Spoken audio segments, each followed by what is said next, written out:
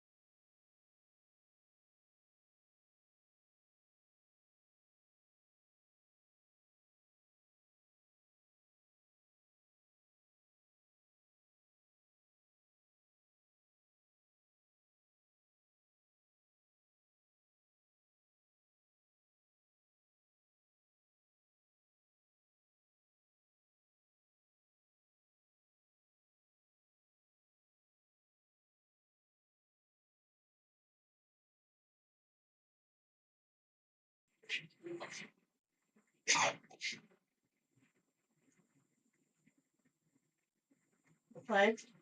I pledge allegiance to the flag of the United States of America and to the republic for which it stands, one nation, under God, indivisible, with liberty and justice for all. Honor the Texas flag. I pledge allegiance to the Texas, one state, under God, one indivisible. Can we vote on it? Good morning, everyone. Thank you for coming out. It's already a hot day. It's gonna get hotter. But the pool is clean, so go on down and take a dip. Your heart will only stop for a second and it'll start again after the cold. Let's see. All right, has everyone had the chance to look at the minutes? Yes. Do we have a motion? I make a motion to approve the minutes from June 15th, 2024. I second. All in favor? All right, it's unanimous. All right, secretary's report. I'm sorry. Let me change. It's July 20th. Sorry. What'd you say? I said June 15th. It's July 20th. Approval of minutes for July 20th, we're in a time warp. 2024. We were here in the meeting last night. We just slept here. Yeah. We're I here feel again that's what I today. like. So what time did y'all finish up? 7:30? 7:30, I think, 7:30. I got hungry. I got hungry. We ran out. We were hangry. I'm sorry, but food comes first.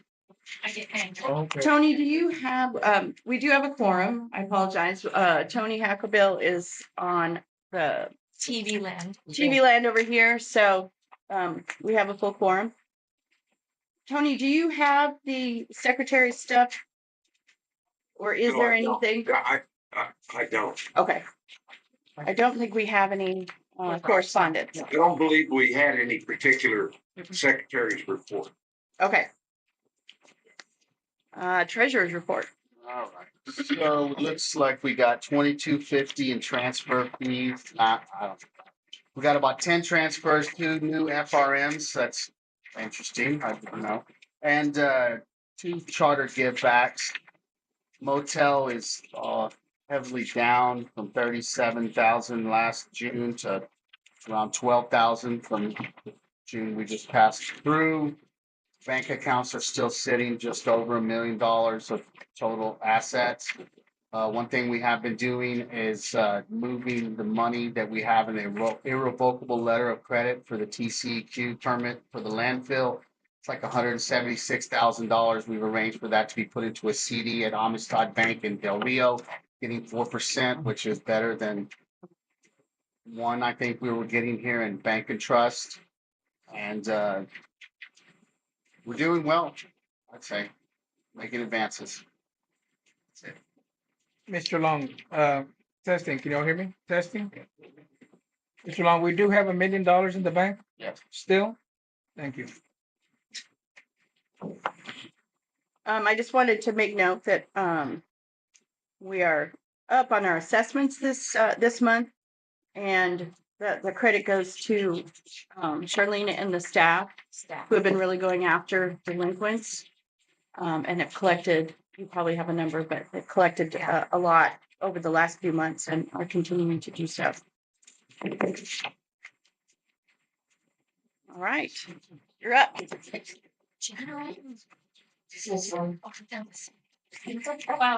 Good morning, everybody. So I'm gonna begin with the office staff. This month, we have collected $15,000 just in the last couple of weeks, which has been awesome. So let me explain. So we're doing a new HOA building, right? Which is, we talked about this our last meeting, and we're working on getting all the lots and all the information correct and reconciling it to what we have on the books to what the appraisal district has as well. But we don't want to stop collecting, even though building is going to be so much easier for us to do. So the girls are still doing it manually, and they sent out a bunch of letters last week. And with those letters, we actually had somebody come in who paid over $9,000 because they hadn't looked at their auto drafts that weren't being taken out. And so with that said, we've been really on top of that. So that was just one collection that we got. So it was awesome. And then so we got some more since then. So I just kind of wanted to give you guys an update on that. But as soon as we've got everything in Buildium, which Jason's been a big help on that, that'll be automatic. Every month letters will go out. We won't miss it because it's already going to be set up in the system to automatically go out on 30, 60, and 90-day schedule. All right. And then we currently have a new employee part-time for the office as Faith has gone off to college, which we're sad, but we wish her all the luck. But it is kind of a threefold. So it's going to be some of our employees that are at the security gate that will be just kind of, what do I want to say, floating. So they'll either work at the office part-time or at RV park part-time or at the pro shop part-time and at the security gate. So then that way people that want full-time will actually be able to do that because we have the other opportunities for them to fill in. And it gives everybody kind of a fresher thing to do something new and, you know, and understand all of the departments that we have. And then we have, like I said, began working on the member imports. Our deadline to get that in is September 12th. So we're really working hard on that. Next, maintenance, our landscaping crew is working out well. The striping machine, not so good, not as anticipated. Poor Philip got sprayed from head to toe and his boots got ruined. So we tried to look at different avenues. So we're still working on that. So we did start, but then it kind of got halted. So I will communicate when we got that portion fixed and nobody else gets sprayed. I have taken inventory, like I said, last meeting of the signs. We'll be working on a replacement plan that will go into the 2025 budget because that is something that I'm going to be working on starting next week. And then we are watering the trees, but there are times that it's been difficult because either somebody's got our trailer or we have people on vacation. Sometimes we don't have the bodies. So I did put out there to our maintenance this week that if somebody wanted to come in on a Saturday and just do it Saturday as overtime, I give them permission to do that. And so I think we'll have some takers on that. And that way, hopefully the heat wave will end in another month and it might not be so bad for the trees. We do have a lot that survived though. RV park, the gates have been repaired for the RV rental area that we have because they were broken. We had Nat Terrazas, who completed that, who's also working on our front gate as well, or I should say the fence. He had to order some supplies and they just came in, so you're gonna see him sporadically there and not just based on when the supplies come in. If anybody has any questions on that, please just let me know and I can update you on that. And then security, we've hired 3 full-time employees and we are working on hiring a part-time employee who will be a floater along with 2 other people. And then I'm working with Tom Kovac. Originally, they were going to give us uniforms, but because employees come and go, he and I talked about maybe they could do something else. Now, it hasn't gone through community council yet. He just came to talk. And I told him we really could use flooring in our guard shack. We've done a lot of work in there and then it has been neglected for a while and it won't cost very much. So he will bring it up to community council, Francis. So we thought it was a great idea. It would be nice to have some flooring in there, which probably won't cost as much as uniforms. So anyway, we'll see. Fingers crossed. And then let's see. We are going to replace the cabinets in there. That's like the last big thing other than painting. And then we do have to get the roof fixed as well. As I mentioned on our last meeting, we recently purchased a key cabinet with a code and a lock on it. It's been installed and in use. So now all of our keys are secured. Golf course and greens. Our manager in training has been hired at Pro Shop, Heather Amadon, who lives on the fort. She just started work on Tuesday. Megan, I think if everybody hasn't heard, is getting married in November. So she's going to be leaving us. So Heather is manager in training. She will be also be the new manager when Megan leaves in February. Sorry, Lisa. Anyway, she's doing fantastic. She's got a great personality. I think everybody will love her. She's a smart lady. And they've been out here for a while, so I think you all will enjoy her.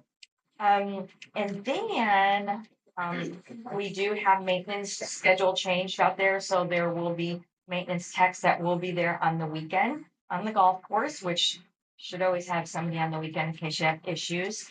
The pump obviously is working really great. It's working so great that because we haven't, or let's say the polishing pond hasn't been dredged for quite a while, I would say like maybe 25 years. Because the pump is so strong, it's pulling up sediment that's been sitting there for a long time and it's clogged all of our sprinkler heads. And we have I don't know what do you say when you blow them out? Flush them out. Flush them. We flushed them out several times, but it keeps pulling it. And so they've been manually watering. But Philip and a tech is going to come out tomorrow and they are going to dredge the bottom of the area where that pump is with a backhoe. So we won't have to worry about it. So I really appreciate Philip's hard work and that'll make a huge difference so that water can get out there because it's a great pump and it will put out the water that we need, but not if it keeps getting clogged and we can't get any water. So just update on that. Sorry, I know my stuff is kind of long, but there's a lot to do here. Currently, David Mann has removed the railroad ties at the pro shop as they were falling apart, and he is going to very small area, because I'm sure I'll get some looks, but he's going to sod a little area over there, so it looks nice. He's going to even out if you've been out to the pro shop, the railroad ties are falling apart, they're decayed, they're falling down. So he leveled it out and then he's just gonna put some sod up there by the trees in the area. There's already a little sprinkler system there that Max had put in. And so he's already done that. David Mann has done so much work out there. It is amazing. He has just been, I can't tell you how much I appreciate him and Warren. Those are the only two vendors, volunteers I've been working with. I haven't met all the winter Texans yet or winter snowbirds yet, so I can't wait because I'm gonna put them to work. But otherwise, they've been very crucial to really helping me get everything together here. And then the last item for the pro shop that we will have is we have painting outside of the pro shop building. Otherwise, everything else is done. All the tables are done. We put together 10 of them. There's an event gonna go on. I'll talk about that in a second over there. But if you haven't gone on, even if you're not a golfer, just go out and look at the tables. He put a lot of work into them and they're beautiful and they're gonna last a long time and they won't warp.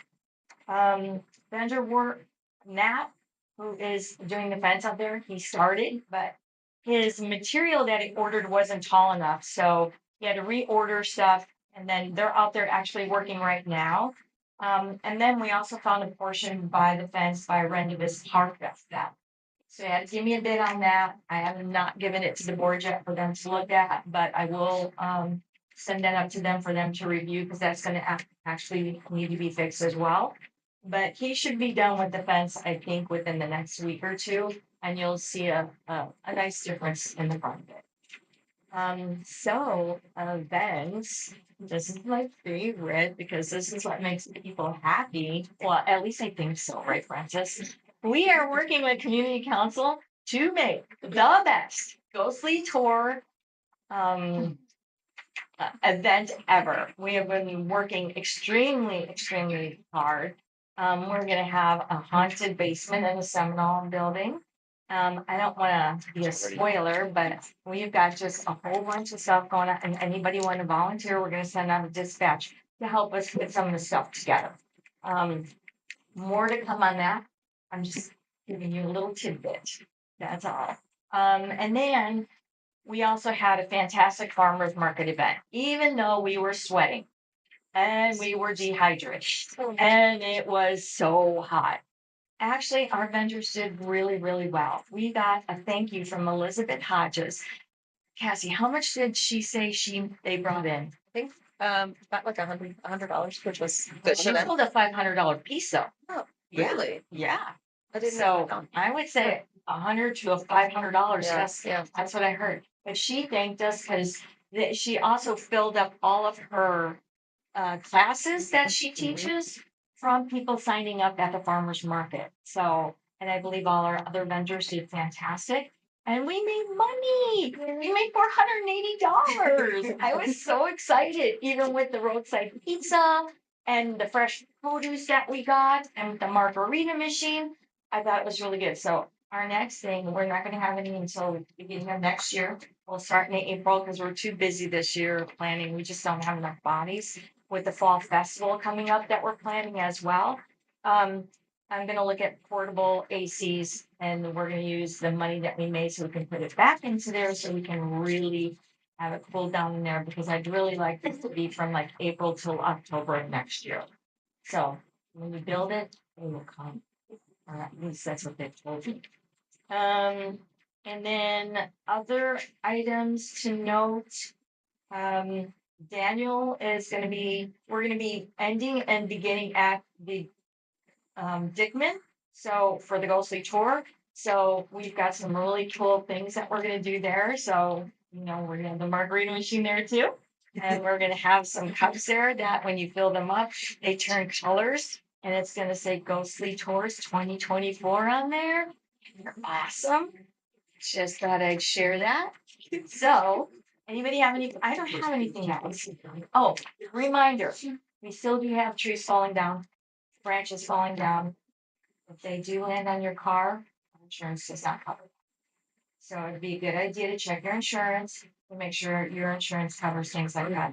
And I will be honest with you, I've worked in a few big companies and I've worked for a long time. Their insurance never covered anything like that because it's an act of nature. Just throwing that out there. If anybody has any questions, you know where to find me. I think I'm done. Thank you. Okay. Ms. Cameron? I yes, sir. I was gonna say, I would add to that, though, if you see dead limbs, please report them to the office so they can be taken down. We have had a lot of down limbs that look perfectly fine, but because of the drought and the dryness, they're dying from the inside out, so. Ms. Cavender, thank you so much for that report. Ladies and gentlemen, I've been here for 20 years and in my experience tells me now that in just 4 months, Ms. Cavender has done an outstanding job for the association. Let us continue working with her to move forward. We're not moving as fast as we'd like, but we're moving. We're moving forward. Thank you so much. And I wasn't paid for that. And All right, committee reports. Did he get them? Yeah, I have the list if you want me to read. Yes, sir. Okay, so the first one is the airport committee. Airport was thoroughly mowed and treated for mesquite and ants. 2 member guests landed at the airport for a day trip. That's not it. Uh, Oh, I'm sorry, Tony. What's that? We have an updated one. no, the same thing. Is that right? Yes. Okay. Okay. Sorry. Our mistake. Continue. Just because I'm not there doesn't mean I don't know. No, the problem's on our. It was me, Tony. Okay, so to continue with the airport committee report, one of our longtime pilots, Ray Goodson, recently passed away. Ray was a highly decorated military pilot and experienced private pilot as well, who was instrumental in establishing current airport operations. Ray served as the first Fort Clark Springs Airport Committee chair, advocating for and ensuring safe aircraft operations in our community. He will be greatly missed. A tour of the airport and explanations of operations was conducted with the general manager, and the lock was changed at the airport gate. This lock was changed because of the growing number of people accessing the airport without authorization or contractual agreement with FCSA. The GM, security, and airport operators have the gate code. The new lock was recently cut by a member who did not have access to the airport. Security and management are addressing this issue. Any individual who wishes to access the airport must contact either a member of the airport committee, security, or our general manager. A sign on the airport gate has the phone number for security. And that's been submitted by the airport committee. Oh, I'd like to ask a question, Ms. Cavender. Mhm. The airport committee, who is in charge of the airport committee at this time? I believe Stan. Stan Martin? Yes. Okay, he's the person to go to.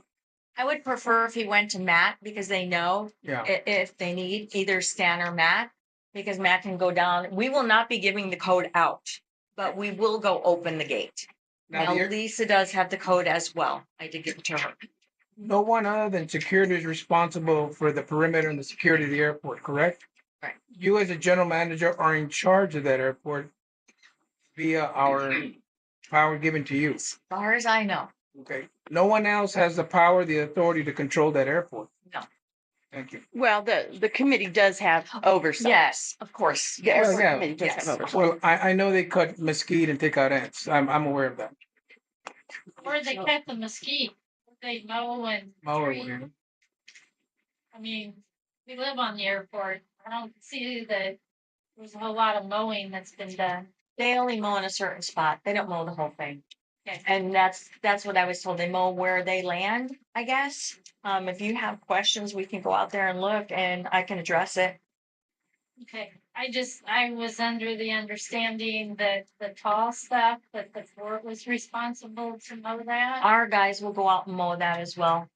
Cause Yes, I'm pretty sure that has not been mowed and, I mean, I've been here a year and a half.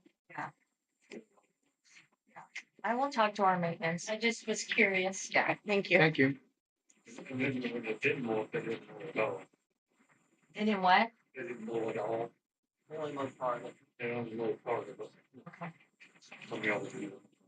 Let's see if I can get your- I can look into it. I mean, I don't know. I wasn't here when they mowed it, but I do know it also takes a lot of manpower and it also takes good equipment.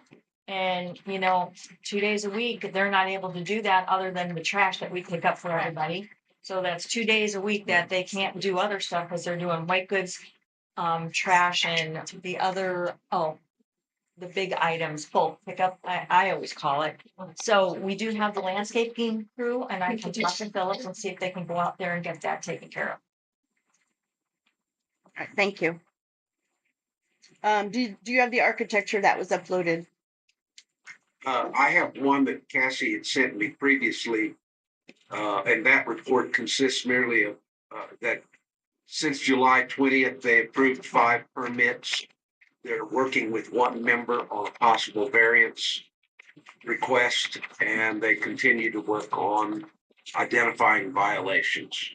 If there's an updated report of that, I don't have it. Nope, that was it. Okay. Golf report. Yes. This is from Katie. The golf committee reports that we will be assisting KCCA with their 10th annual golf tournament, October 12th.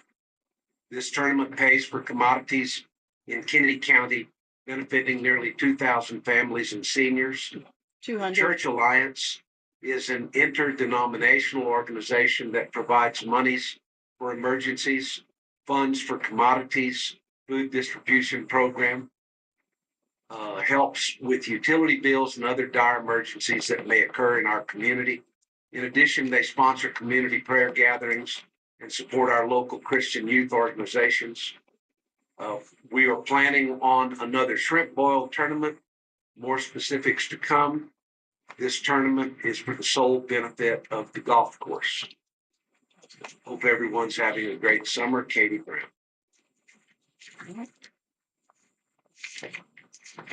Anything in addition to that? Preservation is on hiatus until September. And then do you have the Yes. recycling? Yes. Okay. That is an email from Helena McBride.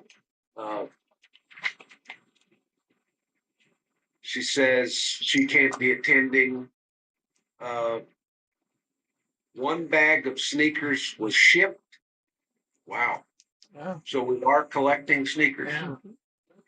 Yeah. Thanks to Methodist Red Door for donating some sneakers. In a few weeks, we'll be,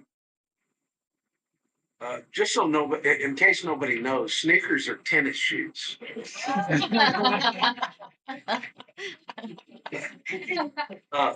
In a few weeks, we'll be shipping a load of bales and boxes. The forklift is leaking a small amount of hydraulic oil, but is usable. Ms. McBride is writing the final report for the Texas Recycles Day grant of $10,000 that helped to purchase our new storage building. We will close Saturday, August 31st for the Labor Day weekend. Thank you, I Tony. can't help but think of how sad Helena gets when she talks about the forklift. It We're working breaks on my it. heart. We're working on it. Yeah, I'm sure we are. Okay, that's all the committee reports that I have. Thank you, Tony. All right. Community council. Steph texted me and said they're not meeting till September Oh, okay. 14th, and that's the report. I knew that. All right, email votes. The first email vote we had was for the fence repair. Motion to approve the fence at the front of the fort by Nat Terrasas fencing in the amount of $4,000 with $1,500 coming from the insurance company to partially cover the costs from the accident that happened. That was a unanimous vote.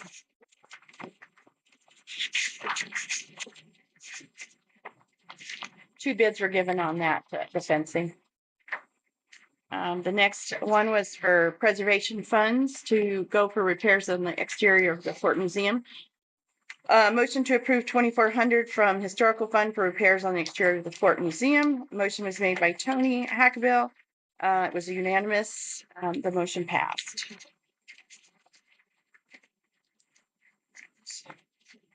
Discussion and action items. The first item is going to be tabled due to updated last minute information, which is the common property alteration removal of golf course moguls on hole 1.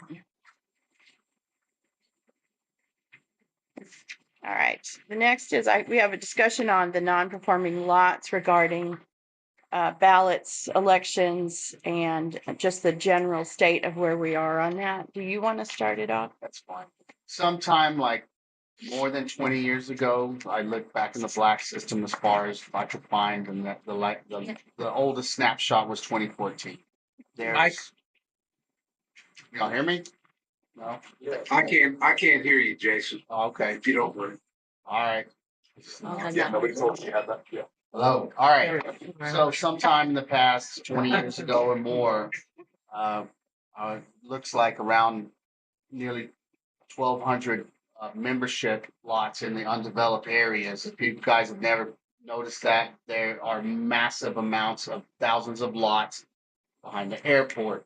On the other side of the creek from Unit 1 is undeveloped. Unit 2 is more towards across from like the RV park up in these woods. There's thousands of them, but 1,170 approximately are owned by people. And at some point, someone in the board or the administration 20 years ago, I don't know if anyone knows who or why, made those inactive, which caused votes to stop being sent, billing to stop, and those things have largely just been sitting there in the black system with no one paying any attention to them.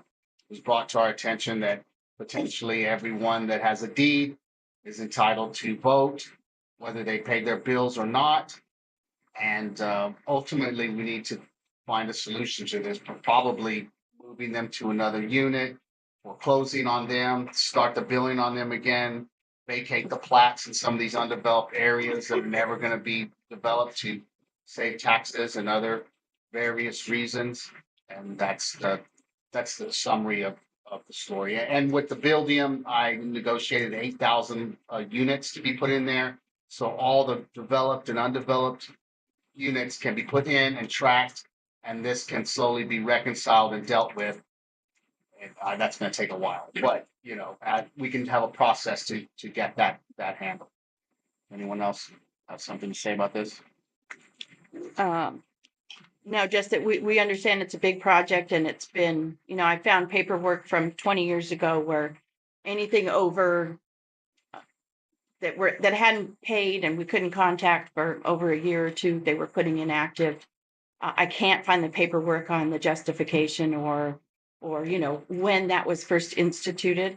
But we do realize that we need to do an audit of all of the properties on the fort to make sure they match the tax office and everything else, so that we make sure we know exactly what we have, who they belong to, and the forts. And then, yes, like he said, eventually to combine all those non-performing lots into one unit if possible, and then deplat all the other units that are unimproved back, because we're at this point paying property taxes as a undeveloped lot instead of just agriculture, green space, or however you want to call it. And some of those do have people paying assessments. If Yep. there are people that's been paying since the 70s or whatever that owns a lot off in the woods and has just been giving us the $53 every month, but these 1,200 have not even been contacted.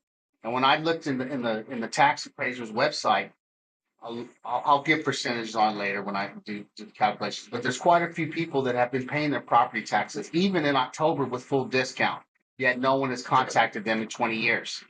But they apparently are available, and their address may be accurate. If they're getting tax bills and paying them by October, maybe we need to round them up, see what they're willing to do. Give back the lots, pay us $53 a month. I don't know, something.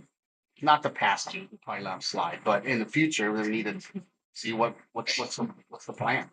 and for those that don't understand what those non-performing lots are, when this association was originally set up, they, some of the areas were developed and some were not. They platted them all and then sold them memberships for future development so that they could use that money to actually make this place.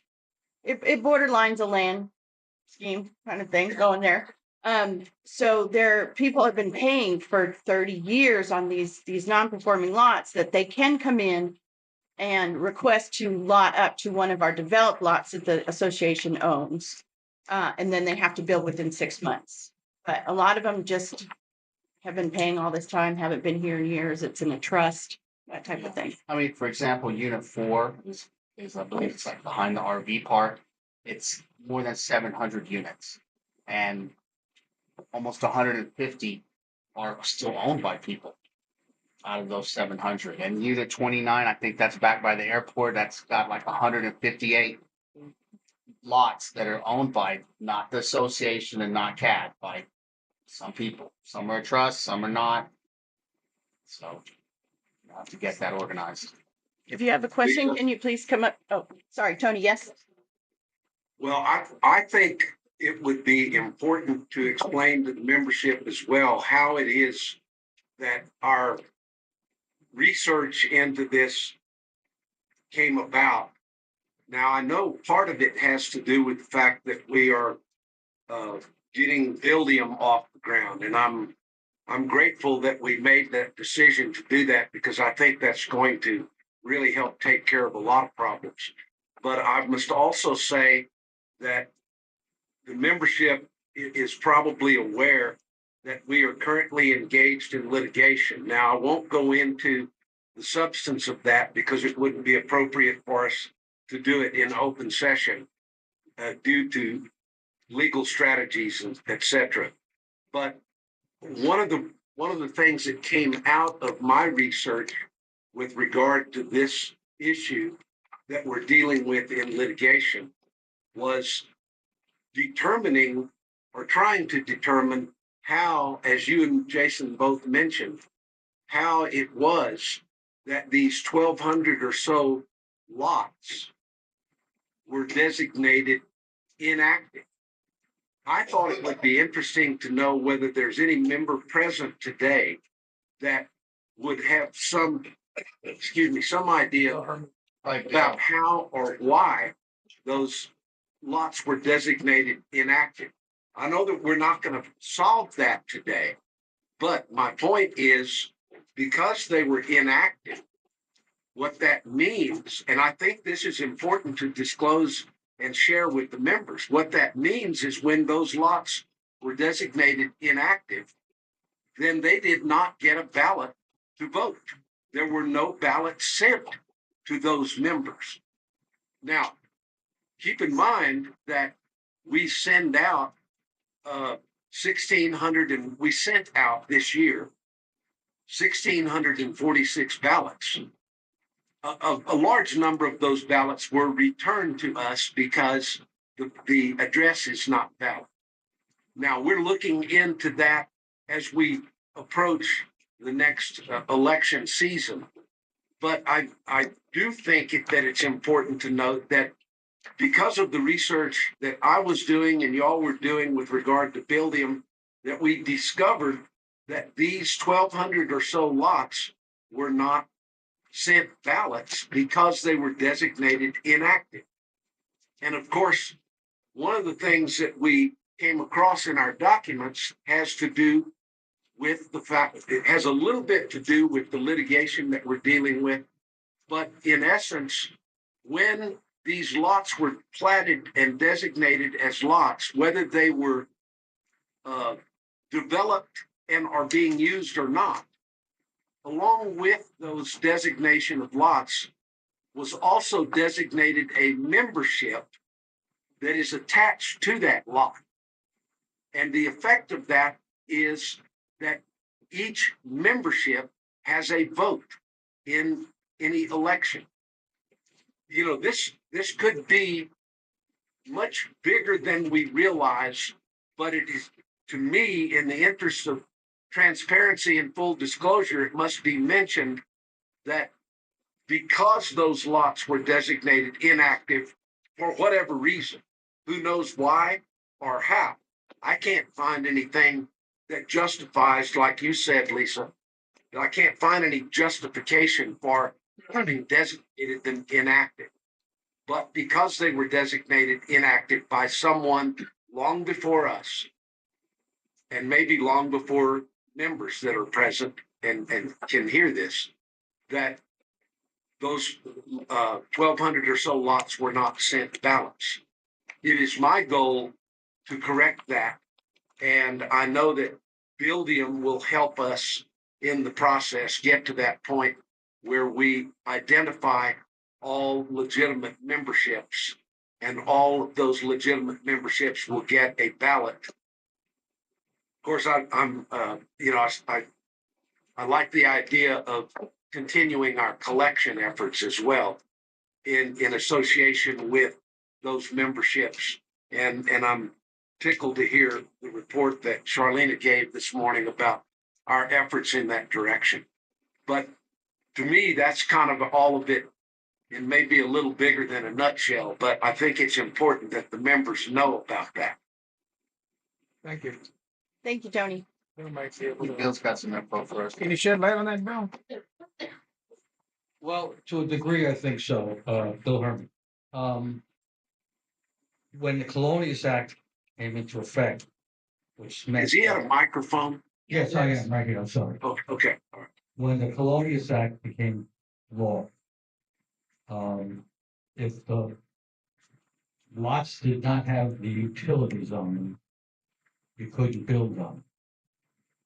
I think it was based on I think 5,000 acre restriction. In other words, like Fort Clark with the small lots. If they didn't have the utilities, the law says you cannot build on them. So I would assume at that time, the board, and I'm not picking up, it's just in general, probably said, well, we can't build on them, so we'll just make them inactive. Which is not the right thing to do, but that's probably the thinking I would think at the time. Because if I owned a lot out in unit 28, I can probably, you can't stop me from going out there and pitching a tent and having a barbecue. You know what I mean? Because I own the lot. If you can find it. That's the other thing. So I think that's probably why they were declared inactive, because they couldn't be built. That's my guess. But not Thanks, all of Bill. them were made that way. Some were been paying since that time. Well, no, I understand that. But they can't be built on. Because the law says you cannot. Right. So that may be the thinking at the time, is to say, okay, these people can't do anything with these lots. A lot of them have not been paying anyway.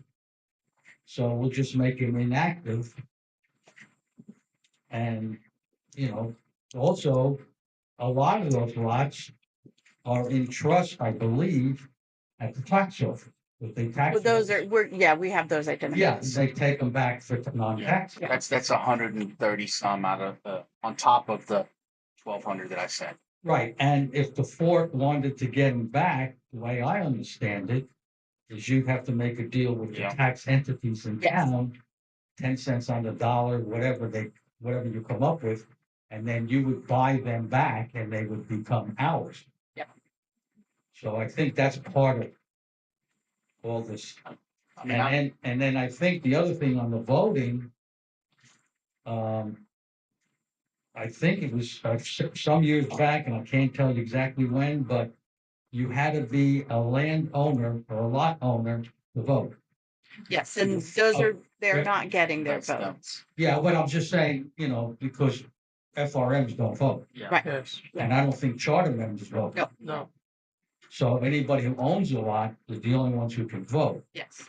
I mean, I would think of one of the reasons they might have done that is because it's expensive to send out ballots. If they thought these people weren't going to send them back, or they hadn't paid in a certain number of years, we wrote off the bad debt, called it a day, marked something down in the black system, and forgot about it for 20 years. Right, exactly. So it was an omission of convenience. Is that the word? Anyway, that's what I know about that problem. But you, Thanks, you don't Bill. know when that might have been done or when. Well, I would think it would have probably happened. One of them was probably when the Colonius Act just started. When was that? I think it's after 2000. I think either 2000 or 90, late 90s. Yeah. Yeah, I don't know, because I know I was working in Rio Grande and we did a lot of places in in Eagle Pass. People bought a lot out in the middle of nowhere. And they were promised all kinds of things. Oh, you're gonna have sewers and water and gas and blah, blah, blah, blah, blah. And it never happened. So now these people are stuck to pay for their own utilities from 40 miles away, you know? So, anyway, and Thank that's you. only on, I think on, the Colonius Act is only on counties that touch the Rio Grande. Thank you. Lisa, so that no one is alarmed by the mention of litigation, I think it's fair to say that, or we should say that the litigation that I referred to is a collection effort. It's not, I mean, it rose to the level of having to initiate litigation for collection, just so that everybody knows it's not anything else. Yes, because you might have scared them. I was like, It's what a are we talking about? litigation. Yeah, it's what we have initiated for a collection. So, yeah. So one other small piece to add on to what Bill was saying is that as those lots were moving into non-payment and into non-collection, the state law allowed you to remove ballots from people who were not in good standing. And then there was a change in that law that no matter if you're in good standing or not, that you would always receive a vote. And so there may have been when they took all those people off that were not in good standing, they may not have gotten them all back on when the law changed that said that you have to get a vote at that time. So that may be a part of the piece of the puzzle as well. And so if you look at when that law was changed, and so it'll be documented in the 209, it'll say like what was changed in what legislative year.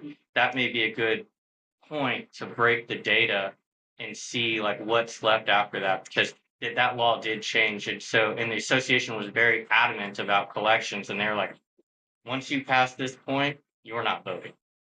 And then the state came back and said, if you have a deed, no matter what, you can vote. And so that may be part of your data issue as well, and another good, point in the sand to break the data. Okay, thank you. Thank you. If you have that statute, Travis, I'd like to know it. I've been researching that and I can't find that. I'll do my best to find it for you.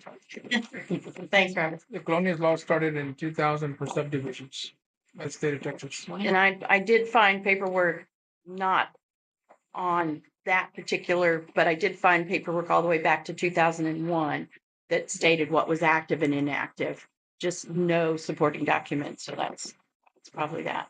And we may never know exactly for sure, but if somebody does know, hopefully they'll come forward. But at this point, we'll just work forward and get it straightened out.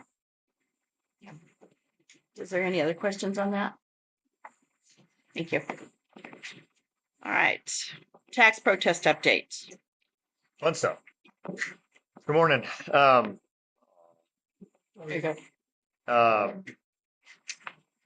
As I'm sure everybody's aware, when you protest your taxes, you rarely win in the first phase, the first go around. So the ARB board ruled against us.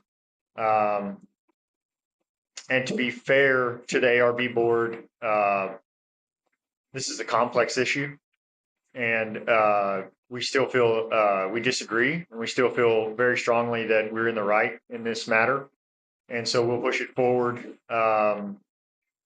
through appeal and on to litigation, a lawsuit at some point. I'm more than certain that's where it's going to end up going. With that, I'd like to point out a couple of points, things that one, Adam, is it the video posted? The tax thing? Not yet. Okay, the video will be posted. I encourage everybody to watch it. There's some good nuggets of intent of verbiage that are used in that meeting. But a couple of things that I would point out, arguments that the ARB board used to make their decision. And two of the board members, I'll leave it up to you to watch the video, but two of the board members made the argument that we are not a nonprofit organization. We are a recognized Texas nonprofit organization. The argument that was used, and I kindly asked to be asked the question so that I could answer it, and they just said, "We're done asking questions. We have enough information." Their argument was that because we have a hotel and because we have a golf course, an RV park, and that we make money off of those entities, that we are not a nonprofit. Now, I'm going to read you the definition of what a nonprofit is, and it's not making or conducted primarily to make a profit. Nonprofit means that you can make money, but it cannot leave the boundaries of the association. And once again, to be fair to the ARB board, this is a complex issue. That is not a complex issue. That is something that, had they taken the time to educate themselves on an extremely simple matter, they could have, they would not have used that as an argument. And I'll quote some stuff from 23.18, which I've become very familiar with. But one of the requirements to meet section 23.18 is that 60% of your money comes from dues. The other 40% does not fall out of the sky. And it's like some game show where we run around and collect money. It comes from hotels, RV parks, restaurants, stuff like that exist within the confines of an association or a nonprofit organization, HOA. One of the other arguments was equal access. And I think that the proper word here, correct me if I'm wrong, Tony, would be reasonable, right? Mr. Tate used the argument of, well, we don't have equal access during hunting season because there's people hunting in the back of the fort. I think most people would say that's reasonable to restrict access during that time, and that it is beneficial for it to be shut down in order to incur that money, to collect that money in gross revenue that protects all of us from having dues go up. So it is reasonable. It is to the benefit of the member, and also brought up that we make money off of hunting and stuff like that. So respectfully, we disagree. I'm very disappointed in the arguments made by the ARB. They were very simple to disprove and explain. But like I said, to be fair, it's a complex issue. And I encourage everybody to watch the video and see what your appointed officials and their comments and what was said how it has an impact on the association. Will it be on lot owners? Yes. Thank you, Adam. That was a yes. Does anybody else have anything to say on that? Is there any questions? All right. The TCQ bond. Jason has already kind of gone over it. We have to have the bond for our landfill. And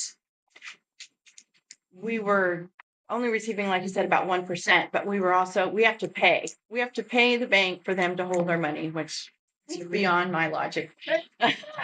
So, we ended up paying more to have them hold our money than we were collecting at interest, which is why we chose to move it to a different bank for I think 4%. 4%. So that will at least offset, and if not, we'll gain a little extra money by having that money walled off, in case for the landfill. So. And then we'll just put out there, no matter where you have that surety bond at, you are going to pay a renewal rate every year to pay for that. And I did check another bank, and the other bank wanted to give us 4%, but they also wanted to charge us 2% renewal, where Amistad was willing to give us the 1% plus 4% interest for that money. Right. And what, Jason, what was being paid before? I can't remember the amount on the 1%. Oh, when y'all were doing it with the bank and trust, what was that dollar amount that was being paid? It was like 1,600 and something. Yeah. So just so everybody's clear, we have to have the surety bond in order, if the fort just disappeared, there's a landfill that's opened up. the money has to be sitting there to TCEQ's satisfaction. The amount of money has to be sitting there to their satisfaction. That in the event we disappear, that could then be remedied. And but the renewal of that surety bond requires us to have that money in a bank account sitting there. We cannot access it. We can't do anything with it.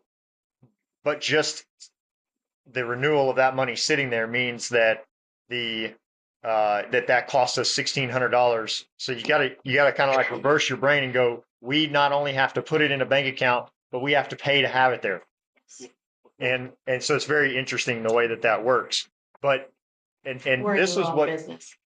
this is what's also interesting is that fractional reserve banking, which is what the United States, most of the entire world uses, I would dare to guess that them having that $176,000 in the bank in a surety bond allows them to then lend off of that money Oh, absolutely. and it to to the 10th degree, which is it's hard to wrap your brain around, but at the end of the day, they have done a really good job at finding another alternative bank account What to put they it in. really give us is an irrevocable letter of credit. So even if the Armageddon comes and TC calls on that, we're not breaking the CD. They're going to pay them out of our credit they've issued us, but they wanted the money to back it. There's also option of using maybe like a portion of the 400 as collateral, and that might be an option in the future, but that's going to require a survey, some other things. And I asked the bank president to just give some basic figures to see if that it might be an upfront cost, but over 5 years or something, maybe it actually will save us money to do that. But we don't have all the information to make that. So and that's going to be a process. So that'll be next year when it renews. Maybe that's an option. But this year we have to go with the CD with the 4% and then deal with it. And that being the case, that would free up the $175,000 that is sitting in the bank right now. That's Yes. going to be sitting in the bank. Yes. Oh, So if we But go but with land. also, on another note, we have to make sure that if we use the land, are we gonna get interest off of that? Where we do, the money that is in the bank. So we have to weigh those options. What is gonna bring us more, or we just have the land? We'll That's automatically something have, we'll research. we'll automatically have 175,000 at our disposal. But- yes. And that money Yes. is being reserved out of our reserved fund. Mhm. Like that $175,000 is frozen. As a Yeah. matter of fact, we can't even transfer it to the bank because we need to get a letter from TCEQ releasing Yes. that from Bank and Trust. So Bank and Trust will give us the money, so our check don't bounce on that. Yes. So that would be another advantage. We'd have the money free. We could buy a CD at another bank for 5.2, Mhm. or put it in Fidelity for 5, or spend it on something that we direly need to use it for, if that were the case. All right. Now Jason again, or Yeah. Charlene, the update on Buildium.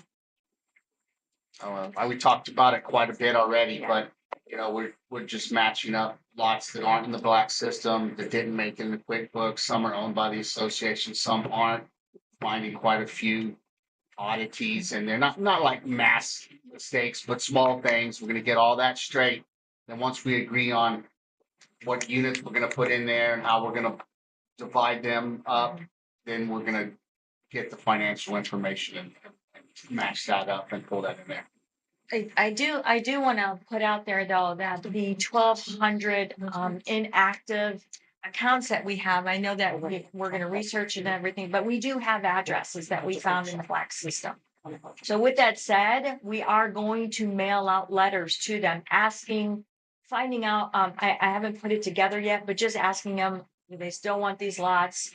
If anybody answers, maybe they're gonna come back, that the address doesn't exist or they no longer live there, but at least we're gonna send it out to everybody that we have an address on to find out if they are still there, or are they still with us? Or did it get deeded to their children? I mean, that would be the first step to kind of solve this mystery. Thank you. Yes, sir. Can you come to the microphone, please? Your name, sir? The first question they're gonna ask is that, was What's your that name? area developed? No, none of the ones. So my question is, why would they pay association fees if it's not developed like they were supposed to? They bought the lot at some point and we're paying at some point. It's just they stopped paying, we stopped billing them, we inactivated them. Okay. They still own it. If you go down to the deal, and I don't know the ability to sell it or not. I mean, we're not selling those, but if you owned one and you wanted to sell it to me, I think you can go down to the county, do that transfer, you know, and then I could walk into the thing and say I have a membership. If you ask me, do I want an FRM or do I want a piece of property that entitles me to a vote for basically the same price? I'd take a whole lot in the woods, you know, if that was what I wanted to do. So some people they own something. They literally legally own a plot out there. So paying their dues or whatever, if it's not developed, like they were promised it was gonna be developed, then why are they required to pay? Well, because they can Access. call what's lot up for one. They can come in, it's called lotting up. So they can come in and whatever inventory the fort has, we have about 50, I think, maybe less right now, of developed lots that they could exchange their lot for and get a developed lot. I think maybe I hear him asking a different question. Okay.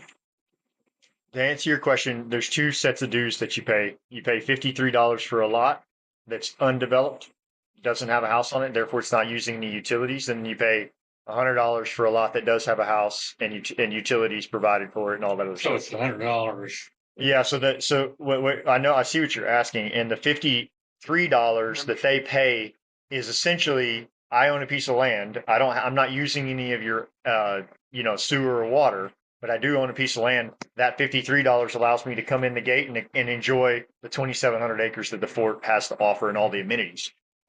And then once you do move into having a house, then your membership goes up, and that's to cover your utilities and all the stuff that goes along with that, your trash pickup and so on and so forth. Residential. Is that more what you were asking? Well, I'm just, if they're getting charged the same amount as I am, you know. Well, they have the they same don't- access They don't have that you any do. utilities or anything. Well, they're not being charged the same as you. They're only being charged $53. You're being charged $100. Right. Yeah, I mean, I have an And it's empty lot. because they don't have a house and they don't have utilities that they have access to or that they're using. I mean, I have an empty lot in unit 3 and I'm paying $53 a month for it. It could be an empty lot in unit 2 that I'd still be probably paying $53 if I wanted that membership. If they don't want to be a member of this place, give it back. You know, do something with it. You know, if they haven't been paying in 20 years, do they want to start or give it back? Does that make sense? Thank you. It's a good question. It's a good distinction. Yeah.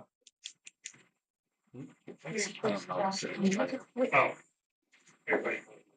Rocky Lane. Oh. Thank you. Now I know. Road. Sometimes it is.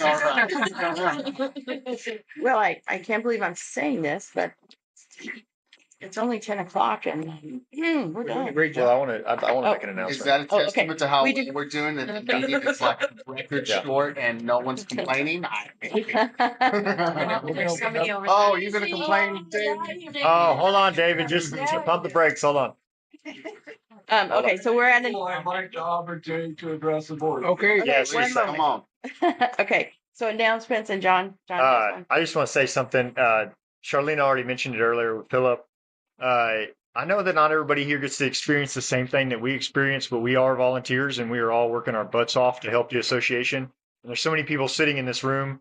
Every time I look at Frances Bitter, I feel a little sad in my heart. She works as hard as she does, but there's so many people that help with this association and volunteer. And We need more. we need more. And this is the right lady to help do that.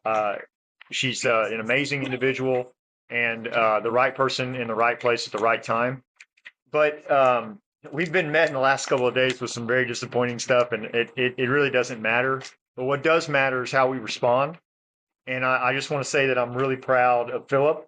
I asked him to do a favor and check with Charlene and make sure that was okay yesterday.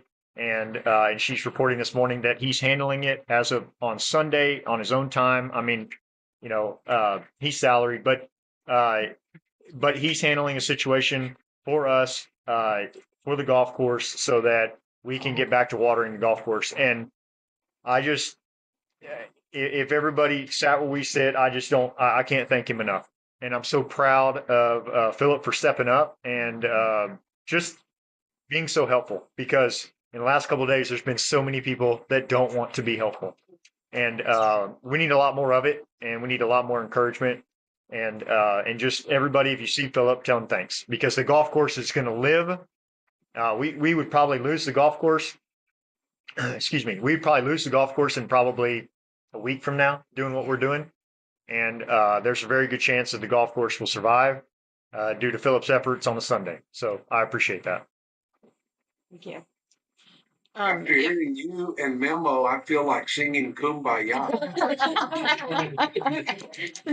You want to start us off? I echo those things that both of you have said, and encourage everybody to volunteer, because we need all the help we can get, and we appreciate it. Well, if we're all going to say nice things. You don't have to. We don't expect it out of you, Lee. I also appreciate everybody that comes every week. I see some of the same faces and new faces, and I appreciate all of you for being aware and being involved and educating yourself as members of the community. It's real easy to just go about your business all the time and not take a Sunday just to make sure that your association is doing what it's supposed to do, and that's all of our jobs. So I appreciate you all to come out. Yeah. And we can, if nobody else minds, we can open up for 15 minutes for questions or anything like that. And I think Mr. Palmer had his hand up right away. Before he comes up in the back, Ms. Cassie put this pamphlet back there of all the activities on Fort Clark. I would encourage everyone to pick one up and pick a club, pick a group, something, things to do here at Fort Clark Springs. Thank you.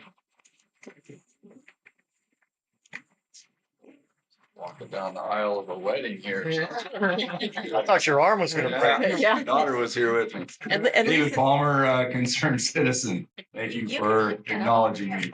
it could be dead man walking. I don't Do this. know. I don't know. So Remember a good stand? I applaud y'all for returning to the meeting room after, a session last night that lasted a couple hours. And I'd also like to start with complimenting the group and for helping facilitate further discussion on my topic of the day, which everybody probably knows is going to be water in Kinney County, water in Texas. And so there's been some positive motion in regard to that. And I applaud the board for showing up. Charlene, I know you're at the water board meeting, other members, Memo. So, and saw all you guys, John. Thank you for all your efforts in that regard. So I just want to build a little bit to inform the members about what happened last night. I'm not going to elaborate too long. I don't want to talk too long. A little poke at Tony, make a lawyer presentation here and talk for a while. But anyway, I'm going to get straight to the point. So my point's water, and the takeaway is actually the title of this book I'm holding called Sharing the Common Pool, Water Rights in the Everyday Lives of Texans. I think that's a fundamental problem that we're working towards. There's a chapter in this book, the common good and private rights. And that is essentially what it boils down to. I have a letter here that I'd like to submit to the board. It's a 6-page letter. This was submitted, I guess I should introduce what this is real quick.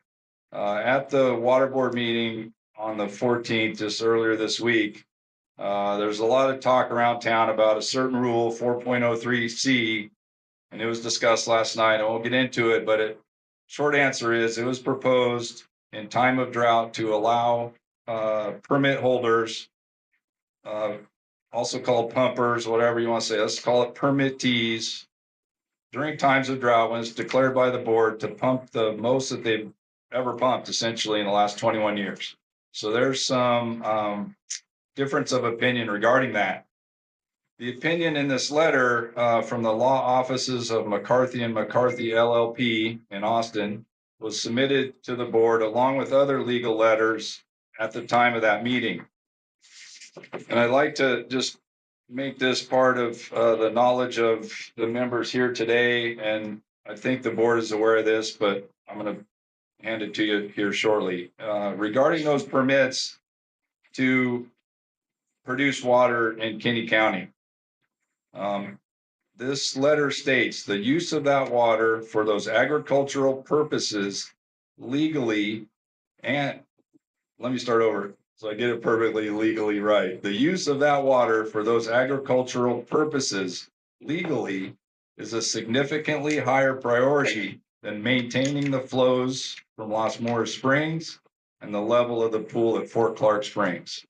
So in response to, you can pump as much as you have for the last 21 years, that wasn't good enough for some members of this community. And this is the legal document that claims that that's a legal claim, and that's debatable, but here it is. Thank you. So I'm not going to elaborate much more on that. My point was just to make some information known to the board regarding this issue. And we need to be a player in this, not a game. We need to be involved in this issue. I'm super happy to see that starting. We need to be an actor in this play. We need to be at the table.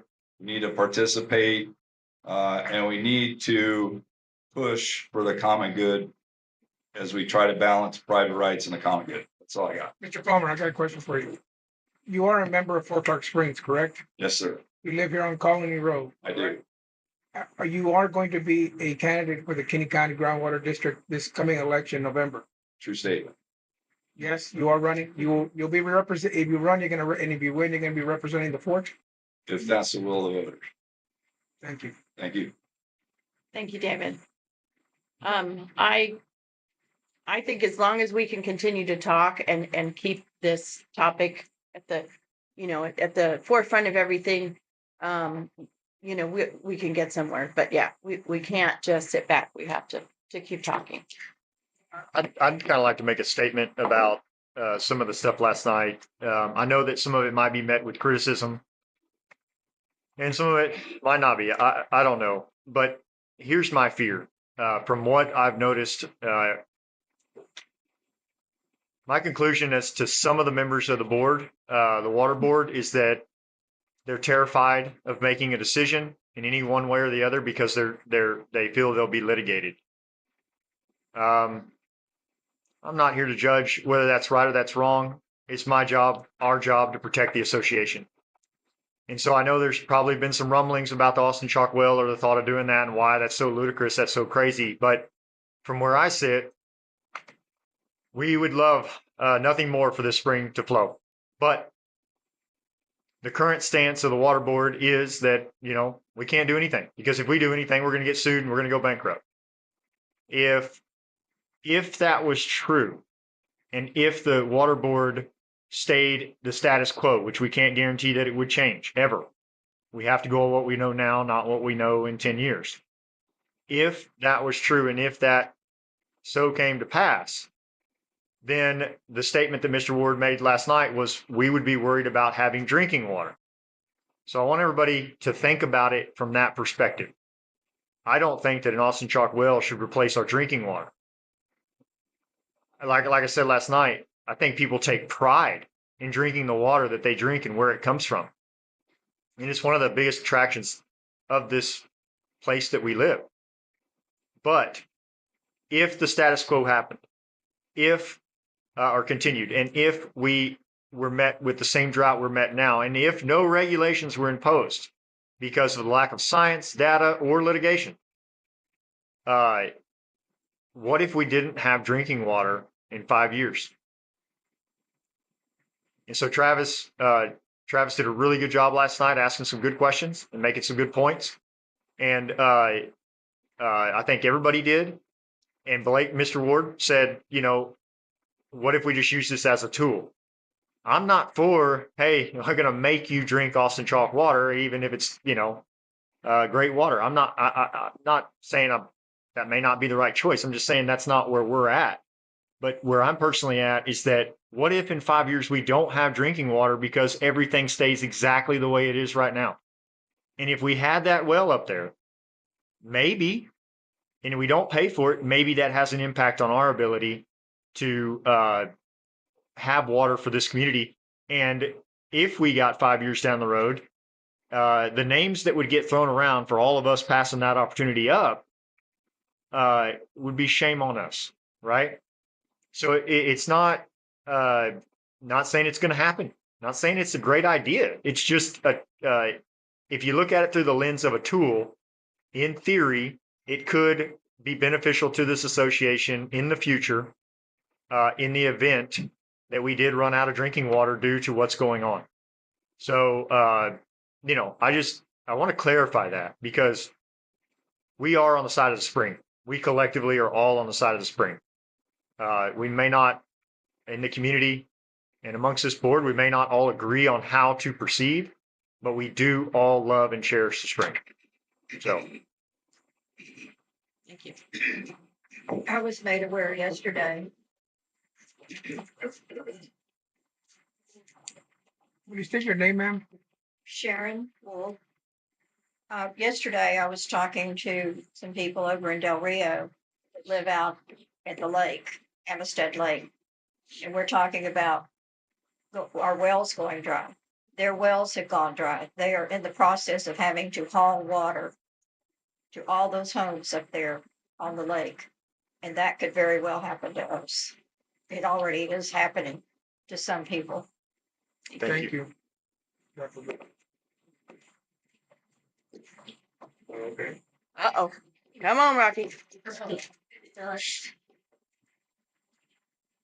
Rocky Lane. Do we, as a fort, have a contingency plan for when the well does dry? Drinking water. What are we gonna do? We're in stage 3 right now, right? Well, the well's rebounded it currently. I mean, Travis may know that, but I think it's 10 feet, eight feet now. It's something. It was It's at up. 60. That'd be an excellent question for Mud. Yeah. Yeah. Mud. So Mud would technically have to have a contingency plan. I mean, we would want to be involved in that. But I think that's kind of what we're talking about. If in the event that the Texas Water Board would pay for us to have a well and it would work into a contingency plan, I would almost see that as our duty, to figure that out. I saw the charts and it shows we were back up to where it was earlier before we went to stage 3. Correct. How long do we have to stay in stage 3? 45 days. 45 days, what I heard, Yes. something like that. After the 10-day moving average goes, after the 10-day moving average goes above to a different stage, then it takes 45 days past that point to come out of stage 3, even though now it's well up. Like it's up more than it was, a foot or so more than it was before when the spring was just barely flowing. So it has rebounded, but what's going to happen? I mean, it was going 30 some cubic feet per second. The spring was flowing, and recently it dropped down to low 20s. So it's going to be down to 10, 5, 4, 0, well drop. That's if it doesn't rain more, that's what's going to happen regardless. Right, well, that's how we got back up to the original spot, because up north here, we got 8 inches of rain. But the drought that we're in right now, I feel like we need a contingency plan right now. Because if we grow out, I mean, look at all the houses that are for sale right now, it's gonna go, we're gonna have. I mean, that's what we're doing. No one is saying we better get Austin chalk or we better do this. We're just trying to get some information so we can make an intelligent decision. Yeah. Without that information, it's just an idea that people have floated. There's no water analysis. There's no, will that Austin chalk well recharge fast enough to supply our water supply? Is the water quality inferior or equivalent to what we have? We don't have that information. So we can't even talk about it. Yeah. Other than it's an idea until we actually have some real information. And Travis is going to get some more of that. Dr. Hutchinson maybe provide something. He's the hydrologist for the groundwater district. So we just want more information on plausible options so we can have some kind of plan. Thank you, And Rocky. that- and You may not believe I'm saying this, but I think it's important to really recognize what Jason just said. and how important. Why are you laughing, Tony? There's always a time for levity. Always. You have to Absolutely. to keep our wits about us. But it is important, and I would caution much more discussion about the science of the hydrology and recognize that, and I would challenge any one of you on the board to say to me that the meeting yesterday was not well accepted and was not at least a good start. I frankly was very pleased at the tone of the discussion and the participation that everyone had. David, I think, commented about how important it was for us to be there and how we're dedicated to this process. And I don't want to get down in the weeds and talk about the science of it either. But hey, it is important to talk about the possibility of an Austin chalk well. But we do need more information, just like what Jason was saying. There's a lot more information, I think, that will be available closer to the end of the year, according to Dr. Hutchison. But that doesn't mean that we don't have more discussions between now and then, because I think yesterday was a really good start at continuing our dialogue. It always works better when we have more than one entity involved in the process of trying to solve this problem. Absolutely. Travis, mud meeting is this Wednesday? Yes, sir. The mud meeting will be on Wednesday at 9 a.m.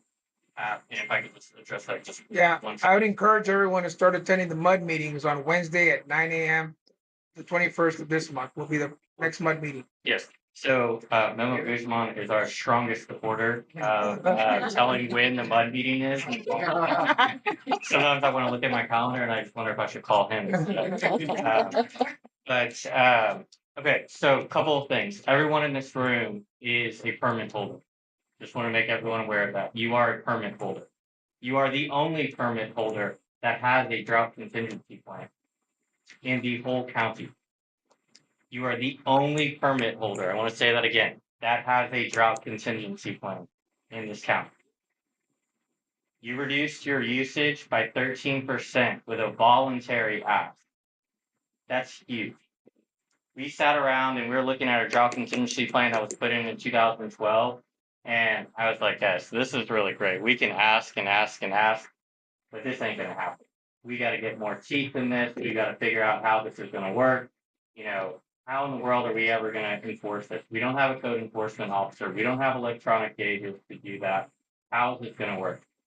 Numbers come back, 13%. We overdid what we asked the citizens to do. So I'd like to applaud all of you. I know a lot of that usage comes from y'all, so thank you as well. Their taps are just like your taps. They are permit holders. We are permit holders. The association does that as well. And they have 80-something taps. And the work that they're doing that they were mentioning is only helping that because, and I was shocked last night in the meeting to see the reaction that we reuse all the water that goes down the drain here. I don't think that was known by everyone that was sitting at the table when that was said. There was a moment where it was said, well, how many acre feet is that? And of course, there's no point in scuttlebutting it around in a meeting, but it's like we recycled that water. That's not acre foot that you count as though we used it once. Right. We've used it twice. And that's what I want to highlighting because I was shocked to know that people that are in water in Kinney County don't realize that this association with a partnership with Bud and the city of Brackettville processes all of the water that goes down the drain and that is collected in your sewer systems that collect water on the roads, goes back into a holding pond from on land that was given by the association to Mud to hold that water, process it, and then reuse it. So not only are we reusing all of our water, we're reusing all of the water from the city of Brackettville that goes down the drain. So we are we are doing our part. And so, but it's important to come to our meetings, understand more about this. We are currently going over our job contingency plan. We're updating that. We're going to add some things, hopefully, that make it more accessible to people so that people know. And I'll get off my soapbox on that. Travis, to make sure that people understand that we're reusing the water, but not for drinking. Yes, it is not being used as drinking water. It's not being used as drinking water. It is going to the golf course. And I think we talked last night about figuring out just how much because they've been in a long process to figure out how to better maintain the golf course. And once they get a handle on what they're going to need year to year of water, there'll be maybe excess water, and then we can figure out, can we pipe that elsewhere? Can we get it to the agriculture areas for the feeding of the deer, whatever the case may be? We'll figure that part out. But you, as permit holders, are doing a big and great job. And so that's important to remember when you go to the water district meetings. Please come to our meetings, talk about it. We want you to come there. We don't have a lot of space. I would love if so many of you showed up that we needed a bigger space. So please come. So is it at the mud office? It's at the mud office, 9 a.m. on the third Wednesday of the month. This month is the 21st. Thank you. Thank you. Thank you for everything you've done. All right. I think that's it. Thank you again, everybody, for coming, and we will be adjourning to executive session at 10:26.